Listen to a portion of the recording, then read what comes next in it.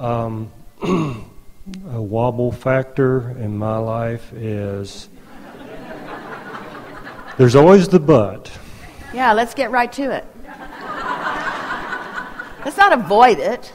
Let's not stay in a place of feeling good. Let's go right to the wobble. Well, we understand the content here, and we are really not trying to guide you from caring about things. And we are playing with you a bit about honing right in on the wobble or problem. But if we were standing in your physical shoes, we'd make those wobble subjects minimal, while the wobble-free ones, we'd maximize those. And pretty soon, the wobble will be insignificant. Okay. Now he's about to argue for his own limitation. Do you know what I'm going to ask before I ask it? Well, you just explained to us that we are all one.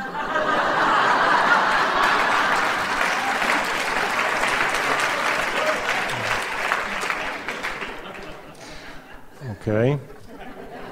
Let's go a different route. Haven't worked for quite some time, and we haven't either. Became aware of Abraham Hicks in January, and been inundating myself with the teachings. And it's not that I hadn't steeped myself before then, but it was just time to start. And I'm very happy. Not working on, but financially it's getting better already.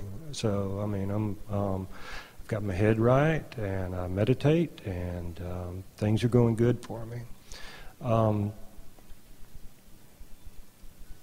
A year after my wife and I got married in 1992, my stepson had a brain tumor, had to have it removed, and he is disabled at the house with us.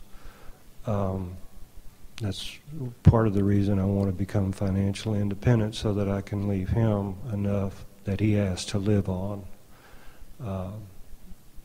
That's a wobble factor. Yeah, because things that are out there, in other words, the part that wobbles the most isn't what's happening right now, because you've adjusted and you're doing well. The part that wobbles for you the most in this scenario is getting down the road in your mind, thinking about not being there, and wondering then what will happen to him. We want to say to everyone that while the dynamics of your life experience might not be as direct or as extreme as that is the factor that hinders you often about things that are future experiences. It is the reason that we want to keep pulling you back to your awareness of now, what you're doing now, what you're doing now. Because as you can show yourself that you're stable now, stable now, stable now, stable now, ideas will flow. In other words, it's like, and these analogies are going to sound a little lightweight to you, but it is like this. It's like Esther was sitting at the beach the other day, and the marine layer had come in, and so she couldn't see the ocean at all. She knew it was there, but she couldn't see it. And she thought to herself, there's more about the ocean than its visual effect, because it was so good on her skin. The sound of it was so good to her ears. The smell of it was so wonderful to breathe in. There was more than just seeing it that she could enjoy.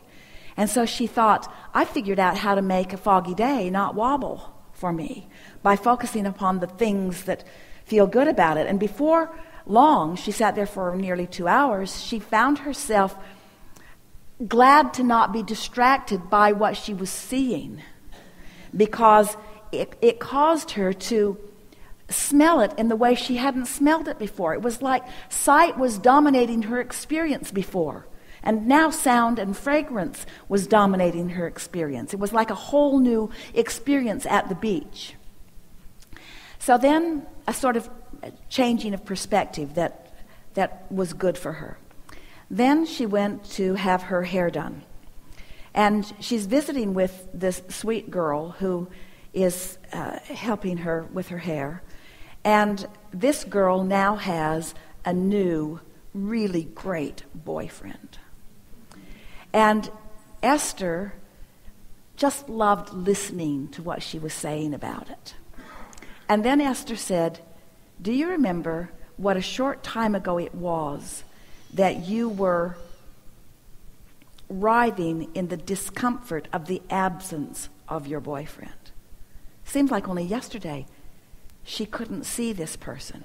Oh, he was there, close enough to smell, close enough to feel, close enough to hear. In other words, he was in her vortex. He was on his way to her. But she was feeling angst about not yet being able to see him. And so Esther, over a period of weeks, over really a period of 2 or 3 months, had been talking to her about just be happy where you are and knowing it's coming. And now it was so much fun to be there after the fact, after all the solutions were in place. And remember the times when the solutions weren't in place.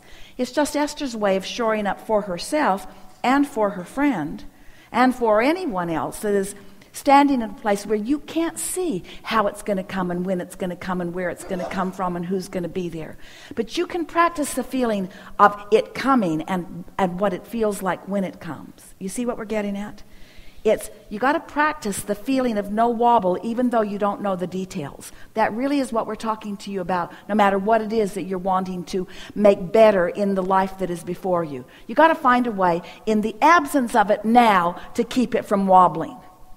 But what so many of you do, you reach out into the unknown future and bring it back to the now and use the unknown future as your reason to wobble now.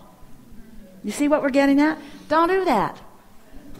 Because that's just messing up now with a future that hasn't gotten here yet. If you can acknowledge that well-being is what's dominant and that it will continue to be, and that the path will continue to unfold, and it will. And you just remind yourself that as best you can on subjects that's easier to remember it.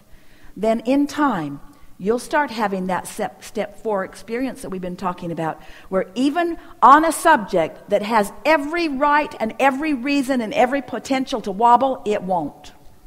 Because you will have already established your stability first, you see. It's just that I don't realize it now. But and I will. Esther couldn't realize the ocean right there with her eyes in the way that she wanted to. But she looked a little closer with some other ability to translate vibration and found it, and you will too.